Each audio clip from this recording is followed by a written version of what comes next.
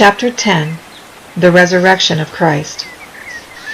The disciples rested on the Sabbath, sorrowing for the death of their Lord, while Jesus, the King of glory, rested in the sepulchre. The night had worn slowly away, and while it was yet dark, the angels hovering over the sepulchre knew that the time of the release of God's dear Son, their loved Commander, had nearly come. And as they were waiting with the deepest emotion the hour of his triumph, a strong and mighty angel came flying swiftly from heaven. His face was like the lightning, and his garments white as snow. His light dispersed the darkness from his track, and caused the evil angels who had triumphantly claimed the body of Jesus to flee in terror from his brightness and glory. One of the angelic host who had witnessed the scene of Jesus' humiliation and was watching his sacred resting place joined the angel from heaven, and together they came down to the sepulchre. The earth shook and trembled as they approached, and there was a mighty earthquake. The strong and mighty angel laid hold of the stone and quickly rolled it away from the door of the sepulchre and sat upon it. Terrible fear seized the guard. Where was now their power to keep the body of Jesus? They did not think of their duty or of the disciples stealing him away. They were amazed and affrighted as the exceeding bright light of the angels shone all around, brighter than the sun. The Roman guard saw the angels and fell as dead men to the ground. One angel rolled back the stone in triumph, and with a clear and mighty voice cried out, "Thou Son of God, thy Father calls thee, come forth." Death could hold dominion over him no longer. Jesus arose from the dead. The other angel entered the sepulchre, and as Jesus arose in triumph, he unbound the napkin which was about his head, and Jesus walked forth a victorious conqueror. In solemn awe the angelic host gazed upon the scene, and as Jesus walked forth from the sepulchre in majesty, those shining angels prostrated themselves to the ground and worshipped him, then hailed him with songs of victory and triumph, that death could hold its divine captive no longer. Satan did not now triumph. His angels had fled before the bright penetrating light of the heavenly angels. They bitterly complained to their king that their prey had been taken violently from them, and that he whom they so much hated had risen from the dead. Satan and his angels had enjoyed a little moment of triumph that their power over fallen man had caused the Lord of life to be laid in the grave, but short was their hellish triumph. For as Jesus walked forth from his prison house a majestic conqueror, Satan knew that after a season he must die, and his kingdom pass unto him whose right it was. He lamented and raged that notwithstanding all his efforts and power, Jesus had not been overcome, but had laid open a way of salvation for man, and whosoever would might walk in it and be saved. For a little, Satan seemed sad and showed distress. He held a council with his angels to consider what they should engage in next to work against the government of God.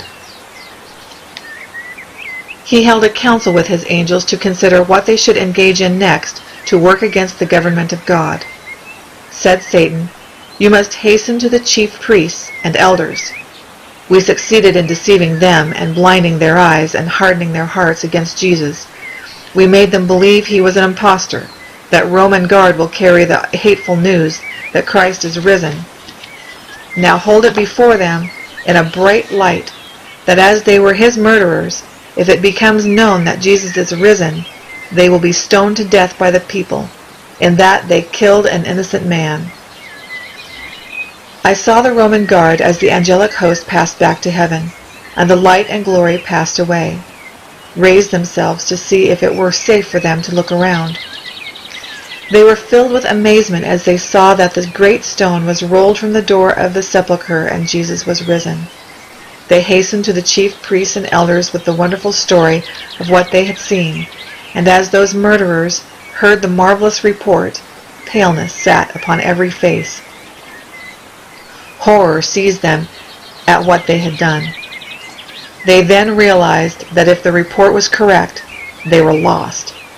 For a little they were stupefied and looked one to the other in silence, not knowing what to do or say. They were placed where they could not believe unless it be to their own condemnation. They went aside by themselves to consult what should be done.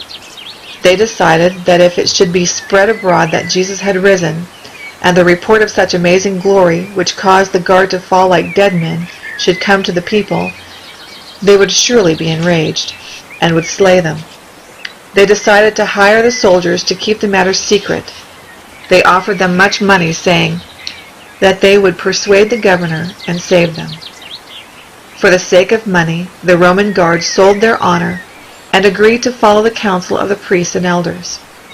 When Jesus, as he hung upon the cross, cried out, "It is finished," the rocks rent, the earth shook, and some of the graves were shaken open. For when Jesus arose from the dead and conquered death and the grave, when he walked forth from his prison house a triumphant conqueror, while the earth was reeling and shaking and the excellent glory of heaven clustered around the sacred spot, obedient to his call, many of the righteous dead came forth as witnesses that he had risen. Those favored resurrected saints came forth glorified. They were a few, chosen and holy ones, who had lived in every age from creation even down to the days of Christ.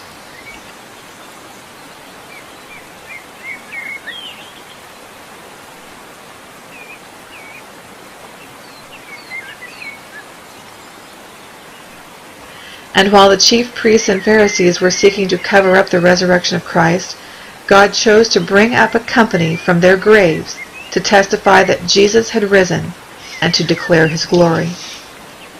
Those who were resurrected were of different stature and form. I was informed that the inhabitants of earth had been degenerating, losing their strength and comeliness. Satan has the power of disease and death, and in every age the curse has been more visible, and the power of Satan more plainly seen. Some of those raised were more noble in appearance and form than others. I was informed that those who lived in the days of Noah and Abraham were more like the angels in form, in comeliness and strength. But every generation has been growing weaker, and more subject to disease, and their lives of shorter duration. Satan has been learning how to annoy men and to enfeeble the race. Those holy ones who came forth after the resurrection of Jesus appeared unto many, telling them that the sacrifice for man was completed, that Jesus, whom the Jews crucified, had risen from the dead, and added, "We be risen with him." They bore testimony that it was by his mighty power that they had been called forth from their graves. Notwithstanding the lying reports circulated, the matter could not be concealed by Satan, his angels, or the chief priests. For this holy company, brought forth from their graves, spread the wonderful joyful news. Also Jesus showed himself unto his sorrowing, broken-hearted disciples, dispelling their fears, and causing them gladness and joy. As the news spread from city to city, and from town to town, the Jews in their turn were afraid for their lives, and concealed the hate they cherished towards the disciples. Their only hope was to spread their lying report, and those who wished this lie to be true believed it. Pilate trembled. He believed the strong testimony given, that Jesus was risen from the dead, and that many others he had brought up with him, and his peace left him forever. For the sake of worldly honor, for fear of losing his authority and his life, he delivered Jesus to die. He was now fully convinced that it was not merely a common innocent man of whose blood he was guilty, but the blood of the Son of God. Miserable was the life of Pilate, miserable to its close. Despair and anguish crushed every hopeful, joyful feeling. He refused to be comforted, and died a most miserable death. Herod's heart grew still harder, and when he heard that Jesus had arisen, he was not much troubled. He took the life of James, and when he saw that this pleased the Jews, he took Peter also, intending to put him to death. But God had a work for Peter to do, and sent his angel and delivered him. Herod was visited with judgment. God smote him in the sight of a great multitude, as he was exalting himself before them, and he died a horrible death. Early in the morning, before it was yet light, the holy women came to the sepulchre, bringing sweet spices to anoint the body of Jesus. When lo, they found the heavy stone rolled away from the door of the sepulchre, and the body of Jesus was not there. Their hearts sunk within them, and they feared that their enemies had taken away the body. And behold, 2 angels in white apparel stood by them. Their faces were bright and shining. They understood the errand of the holy women, and immediately told them that they were seeking Jesus. But he was not there. He had risen, and they could behold the place where he lay. They bid them go tell his disciples that he would go before them into Galilee. But the women were frightened and astonished. They hastily ran to the disciples, who were mourning, and could not be comforted because their Lord had been crucified. They hurriedly told them the things which they had seen and heard. The disciples could not believe that he had risen, but, with the women who had brought the report, ran hastily to the sepulchre and found that truly Jesus was not there. There were his linen clothes, but they could not believe the good news that Jesus had risen from the dead. They returned home, marveling at the things they had seen, also at the report brought by the women. But Mary chose to linger around the sepulchre, thinking of what she had seen, and distressed with the thought that she might have been deceived. She felt that new trials awaited her. Her grief was renewed, and she broke forth in bitter weeping. She stooped down to look again into the sepulchre, and beheld 2 angels clothed in white. Their countenances were bright and shining. One was sitting at the head, the other at the feet where Jesus had lain. They spoke to her tenderly, and asked her why she wept. She replied, "They have taken away my Lord, and I know not where they have laid him." And as she turned from the sepulchre, she saw Jesus standing by her, but knew him not. Jesus spoke tenderly to Mary, and inquired the cause of her sorrow, and asked her whom she was seeking. She supposed he was the gardener, and begged of him, if he had borne away her Lord, to tell her where he had laid him, and she would take him away. Jesus spoke to her with his own heavenly voice, and said, "Mary." She was acquainted with the tones of that dear voice, and quickly answered, "Master," and with joy and gladness was about to embrace him. But Jesus stood back, and said, "Touch me not, for I am not yet ascended to my Father. But go to my brethren, and say unto them, I ascend unto my Father and your Father, and to my God and your God." Joyfully she hastened to the disciples with the good news. Jesus quickly ascended up to his Father, to hear from his lips that he accepted the sacrifice, and that he had done all things well, and to receive all power in heaven and upon earth from his Father. Angels like a cloud surrounded the Son of God, and bid the everlasting gates be lifted up, that the King of glory might come in. I saw that while Jesus was with that bright heavenly host, and in the presence of his Father, and the excellent glory of God surrounded him, he did not forget his poor disciples upon earth, but received power from his Father, that he might return unto them, and while with them impart power unto them. The same day he returned, and showed himself to his disciples. He suffered them then to touch him, for he had ascended to his Father, and had received power. But at this time Thomas was not present. He would not humbly receive the report of the disciples, but firmly and self-confidently affirmed that he would not believe unless he should put forth his fingers in the prints of the nails, and his hand in his side where the cruel spear was thrust. In this he showed a lack of confidence in his brethren. And if all should require the same evidence, but few would receive Jesus and believe in his resurrection. But it was the will of God that the report of the disciples should go from one to the other, and many receive it from the lips of those who had seen and heard. God was not well pleased with such unbelief, and when Jesus met his disciples again, Thomas was with them. The moment he beheld Jesus, he believed. But He had declared that he would not be satisfied without the evidence of feeling added to sight, and Jesus gave him the evidence he had desired. Thomas cried out, "My Lord and my God!" But Jesus reproved Thomas for his unbelief. He said to him, "Thomas, because thou hast seen me, thou hast believed. Blessed are they that have not seen, and yet have believed." So I saw that those who had no experience in the first and second angels' messages must receive them from those who had an experience and followed down through the messages. As Jesus was crucified, so I saw that these messages have been crucified, and as the disciples declared that there was salvation in no other name under heaven given among men, so also should the servants of God faithfully and fearlessly declare that those who embrace but a part of the truths connected with the third message must gladly embrace the first, second, and third messages as God has given them, or have no part or lot in the matter.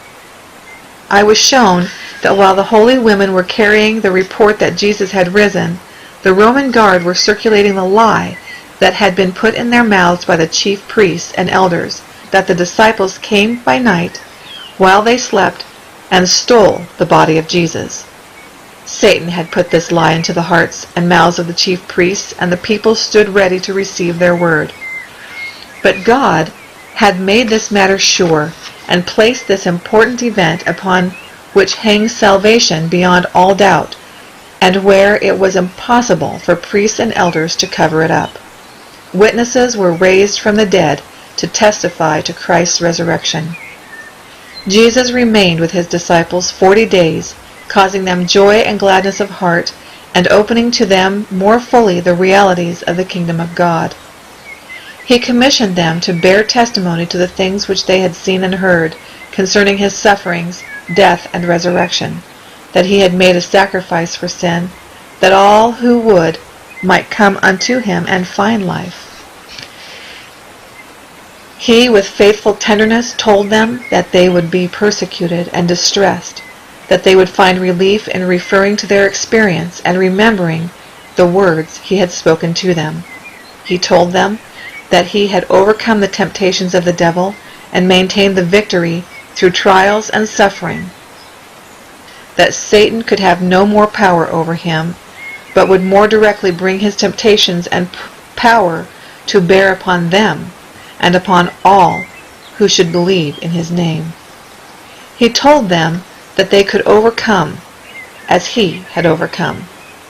Jesus endowed his disciples with power to do miracles, and he told them that although wicked men should have power over their bodies, he would and when their testimonies should be finished, their lives might be required to seal the testimonies which they had borne. His anxious followers gladly listened to his teachings. They eagerly feasted upon every word which fell from his holy lips. Then they certainly knew that he was the Savior of the world. Every word sunk with deep weight into their hearts, and they sorrowed that they must be parted from their blessed heavenly teacher, that after a little they should no more hear comforting, gracious words from his lips. But again their hearts were warmed with love and exceeding joy, as Jesus told them that he would go and prepare mansions for them, and come again and receive them, that they might ever be with him. He told them that he would send them the Comforter, the Holy Spirit, to guide, bless, and lead them into all truth, and he lifted up his hands and blessed them. Chapter 11. The Ascension of Christ. All heaven was waiting the hour of triumph when Jesus would ascend to his Father. Angels came to receive the King of Glory and to escort him triumphantly to heaven. After Jesus had blessed his disciples, he was parted from them and taken up, and as he led the way upward, the multitude of captives who were raised at his resurrection followed. A multitude of the heavenly host was in attendance, while in heaven an innumerable number of angels awaited his coming. As they ascended up to the holy city, the angels who escorted Jesus cried out, "Lift up your heads, O ye gates, and be ye left up, ye everlasting doors, and the King of glory shall come in. With rapture the angels in the city who awaited his coming cried out, Who is this King of glory? The escorting angels with triumph answered, The Lord strong and mighty, the Lord mighty in battle. Lift up your heads, O ye gates, even lift them up, ye everlasting doors, and the King of glory shall come in. Again the heavenly host cried out, Who is this King of glory? The escorting angels in melodious strains answered, The Lord of hosts, he is the King of glory. And the heavenly train passed into the city. Then all the heavenly hosts surrounded the Son of God, their majestic commander, and with the deepest adoration bowed, casting their glittering crowns at his feet. And when they touched their golden harps, and in sweet melodious strains filled all heaven with their rich music and songs to the Lamb who was slain, yet lives again in majesty and glory. Next I was shown the disciples as they sorrowfully gazed towards heaven to catch the last glimpse of their ascending Lord. 2 angels clothed in white apparel stood by them, and said unto them, Ye men of Galilee, why stand ye gazing up into heaven? This same Jesus, who is taken up from you into heaven, shall so come in like manner as ye have seen him go into heaven. The disciples, with the mother of Jesus, witnessed the ascension of the Son of God, and they spent that night in talking over his wonderful acts and the strange and glorious things which had transpired within a short time. Satan counseled with his angels, and with bitter hatred against God's government, told them that while he retained his power and authority upon earth, their efforts must be tenfold stronger against the followers of Jesus. They had prevailed nothing against Jesus, but his followers they must overthrow if possible, and carry on his work through every generation to ensnare those who should believe in Jesus, his resurrection and ascension.